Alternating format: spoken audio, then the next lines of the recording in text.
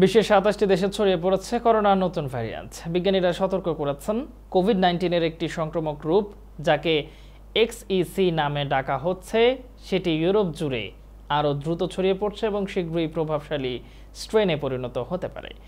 নতুন ভ্যারিয়েন্টটি ১ম জুনে জার্মানিতে শনাক্ত করা হয়েছিল এবং তারপর থেকে যুক্তরাজ্য, মার্কিন যুক্তরাষ্ট্র, ডেনমার্ক এবং অন্যান্য বেশ কয়েকটি দেশে XEC জেক ছড়িয়ে পড়েছে।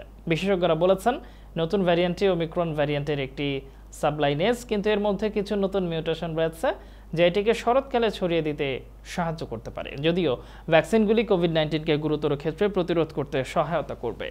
জেক ভ্যারিয়েন্ট হলো আগের ওমিক্রন সাবভ্যারিয়েন্ট KS.1.1 এবং KP.3.3 এর একটি হাইব্রিড, যা বর্তমানে ইউরোপে প্রভাব বিস্তার করছে। এখনো পর্যন্ত Poland, Norway, Luxembourg, Ukraine, Portugal এবং চীন সহ ২৭টি দেশের ৫০০টি নমুনাতে জেক পাওয়া গেছে।